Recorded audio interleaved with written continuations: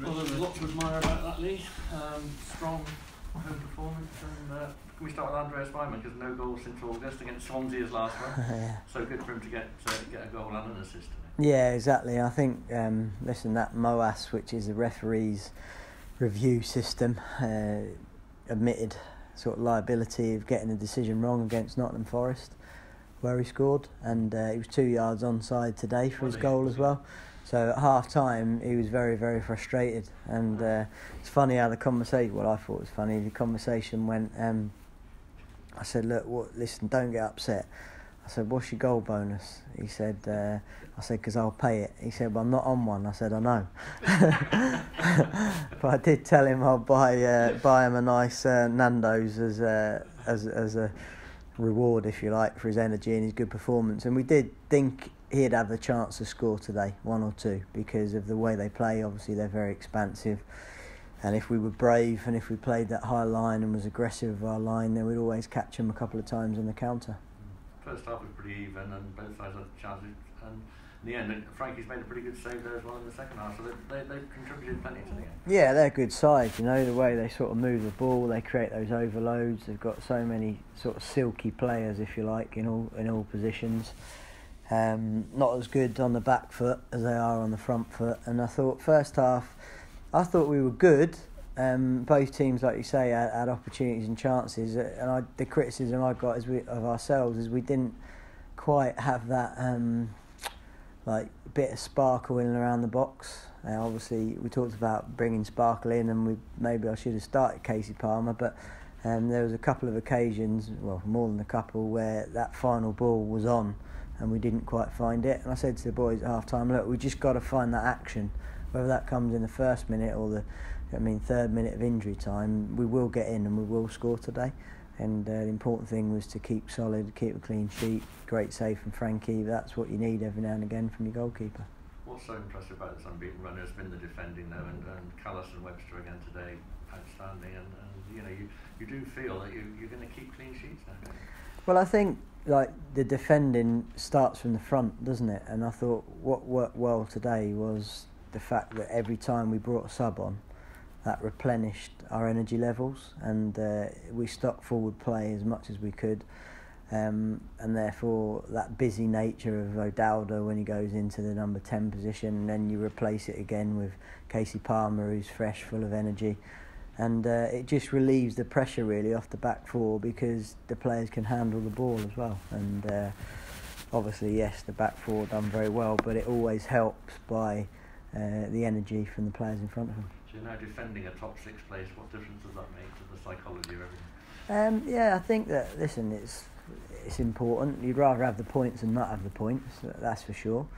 There's going to be blips, there's going to be hurdles along the way, that's for sure. But the good thing is that the team's starting to gel, you know, and you can see the cohesion amongst the group. Like, we ripped our team in half really, and we said it'd be a bit of a slow burner. But we've hit form at a good time. You can easily go on a dodgy run in the Championship, but it won't be the one loss, because without question of a doubt we'll get that. It will be how we respond to that loss. And I think that the boys are in a good place. It's nice because if you think today, you've got Nicky Myper not involved, Corey Smith, Jack Hunt, Pisano was ill and couldn't really have come on anyway. You got Simiano now back. You got Adelukin, like these boys, Marley Watkins, Joe Morrell. These are not even in the squad. You know what I mean? That's 8 players that weren't in the squad today, and I'm sure there's 1 or 2 more. So Baker. So it just goes to show that the more people we can get fit, the better, because we're going to need everybody in these games, particularly because we're still in the cup. So what is the message? Sort of keep feet on the ground at the moment. It's been such a surge up the table. The message really is keep finding ways to improve the performance. Like, that's the big thing for me. Like, there was things today I saw from a coaching point of view that we can do better, and it's as simple as that. You know, you can't like be a prisoner of your past in terms of what's gone is gone. So the only thing we can do is set coaches. And that's how you keep your feet on the ground, is by just keep improving the performance. I'm talking about supporters more, because the expectation levels are right now. Well, I think supporters, do you know what I mean, are supporters, aren't they? Do you know what I mean? They were fantastic today. Like, why shouldn't they get ahead of themselves? You know what I mean? Whatever floats their boat in terms of. But it's up to me to be the boring git and be very grey in interviews like this to try and keep the players' feet on the ground. But supporters, you go and have a party and do what you want. Well, 5 league wins in a row, first time since Dad did it 10 years ago. Really? Yes. Yeah, well, that's good. Obviously, yeah, I can rib him a little bit then over Sunday lunch tomorrow. No, it's good. It's a great run. I'm pleased for the lads because they deserve it, and like I say, we want to keep extending that where possible. It'll only happen by the same sort of levels of work rate, and it's nice we broke. I mean, who even finds these stats? I heard a stat today that it's the first time we've done a double over Swansea since 1912 or something like that. I'm thinking, who the bloody hell sits through every game for 100 years to find that stat? I'd love to find that man because I'm definitely going to buy him a drink. Lee, we haven't spoken to you since the end of the transfer window. Can I get your reaction on that? And there's a lot of fans who were saying maybe the club should have brought in another striker. What would you say to them? Well, obviously, listen, I came out and said that I wanted one, and mainly it's because the Famara attribute, if you like, that if we lost that, we probably couldn't replace that. But in fairness, at that point, when that comment was made as well, Matty Taylor was supposed to be 6 to 8 weeks out, so he had a sort of bit of a miraculous recovery. Not really, because it was just slightly misdiagnosed in terms of the scan results, and he's feeling much better. So, you know what I mean, that changes the dynamic a little bit. But we wanted that bit of sparkle, and we talked about that, and I think Casey Palmer's brought that. You know, he's helped us win the last sort of couple and was good today as well when he came on.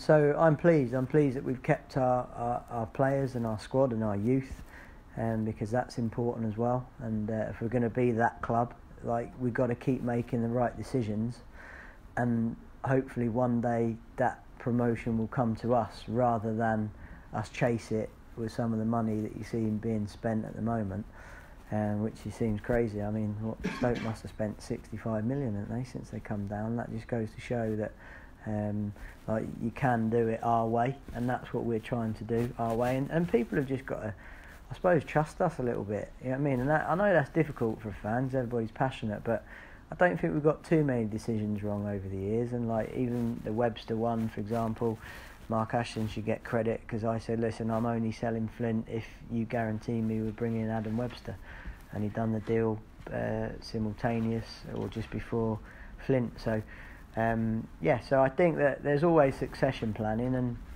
and we're not the richest team in the league in terms of budget, but we do it our way, and that is quite distinct. And hopefully, like I say, the more right decisions that we make, the better chance we'll have of putting performances like that at this level. Just finally, does that mean you weren't interested in a Sombalonga of Middlesbrough, which was rumoured? And is that because you've got Antoine Semenyo that you brought back from Newport, and you're going to have a look at him for using over the long term? Look, I'm not saying we wouldn't have signed a player of sort of extreme pedigree if it was there and available, but the truth is that the domino effect that's got to happen with us, with our place at the table, for that to happen, it became quite clear quite early that it wasn't going to happen. So at that point, as a coach, you just crack on, don't you? There's no point throwing the toys out the pram. Do you know what I mean? You get the best out of the group that you've got, and I think it's a good thing. I think that the spirit, one of the biggest thing really was to keep our players and make sure that we didn't lose anybody in the window. And I sent the boys a message saying, look, keep your phones on because you never know in this window. But I'm happy with everybody's form, and I'd hope there's no ins and no outs. Maybe see Semenyo later on in the season, perhaps. Yeah, well, I think with the Anton one, we've got to respect where he is in his career. Listen, there's no secret there's been interest from big clubs. We've really looked after Antoine. Obviously, we brought him in from college. We gave him a contract, which was the proudest moment of his life. We then saw what we had, and we very quickly gave him a new contract. Then we gave him his league debut in the Sheffield United game in the last year.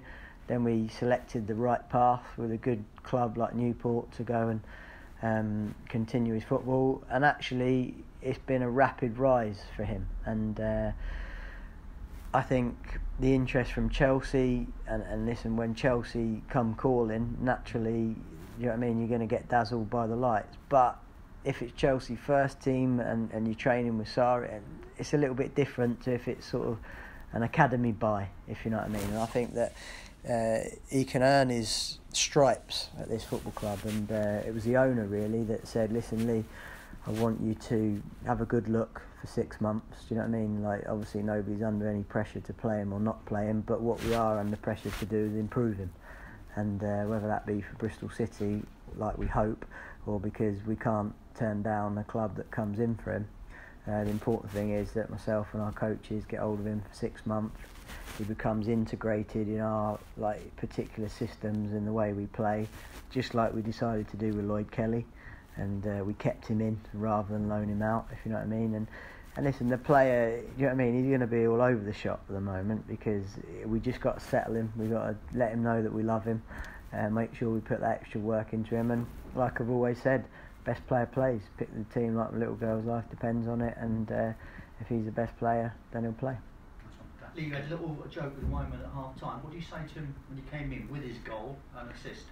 To be honest, he came in late because he got man of the match. Oh, he did? Yeah, so I was doing my team talk and everyone nippered me off to clap him on the way in. So I wasn't too happy with that, but so I didn't talk to him. No, he's all right.